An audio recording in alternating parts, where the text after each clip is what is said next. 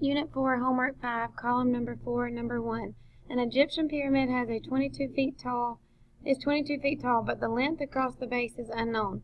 If the scale of the model of the pyramid is 2 feet tall with a base length of 1.3 feet, what is the base length of the actual pyramid? Okay, so to solve this problem, we're going to need to set up a proportion. Okay, remember when you're setting up a proportion to find the scale of an object, okay, you'll need to make sure that your same lengths for the same shape, or top to bottom, and then your corresponding sides match up from left to right.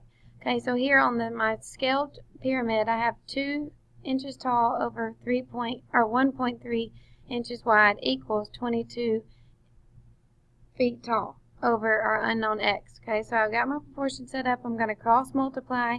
2x equals 28.6. Then I will divide by 2 to isolate my variable x equals 14.3. So in the actual pyramid, the length of the base is 42.3 feet. For number 2, I'm solving this proportion.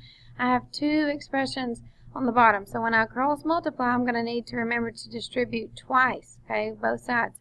4 times x is 4x. 4 times 5 is plus 20. 9 times x is 9x. 9 times 9 is 81. So I'm left with the equation 9x plus 81 equals 4x plus 20. I'm then going to subtract 4x from both sides. 5x plus 81 equals 20. Subtract 81 from both sides. 5x equals negative 61. Then divide by 5, divide by 5. X equals a negative 12.2. Remember, when you divide a negative by a positive, your answer will be negative. So don't forget the negative sign in your answer for number 2. For number 3, a triangle has an angle measurements 25 and 100. What is the third angle? Okay, so we know that all angles of a triangle have to equal 180. We have 25 plus 100 plus the measurement of x equals 180. We combine like terms. 125 plus the measurement of x equals 180. Subtract 125 from both sides, resulting in the measurement of angle x being 55 degrees. Okay, for number 4, name the shape of the cross-sectional area below. When you cut a cylinder perpendicularly sliced, it will be a rectangle. So your cross-section will be a rectangle. Okay, number 5. John has a wingspan of 5 feet 6 inches and Jim has a wingspan of 6 feet. What is the largest diameter of the tree they can wrap their arms around and still touch fingers? Okay, so the first thing that we're going to need to do is realize that the guys are holding hands in a circular shape around this tree. So their complete circumference would be both of their wingspans added together. So I converted both of these to inches by multiplying 5 times 12 and adding 6, and 6 times 12. So I got 66 inches plus 72 inches equals 38 inches, because you want both of your measurements to be in the same units. Okay, so now I'm going to set up our equation. Circumference equals pi d. 138 equals pi d. I substituted 138 in for c.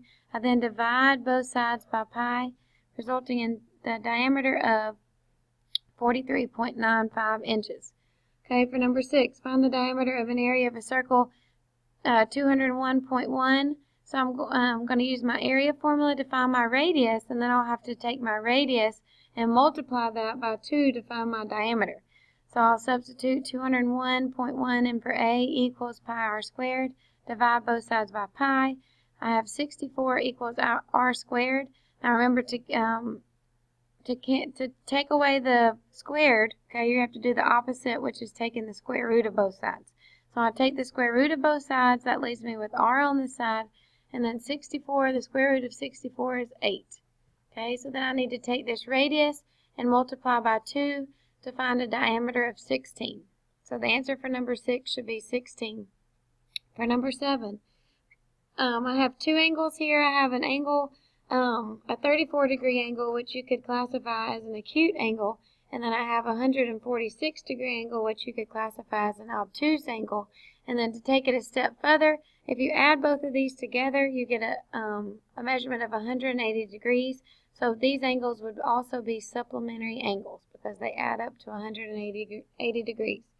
Okay, for number 8, it says name the supplementary angles. So again, for them to be supplementary, it has to be 2 angles that add up to be 180. In this diagram, two angles that add up to be 180 are angle WNE and angle ENQ.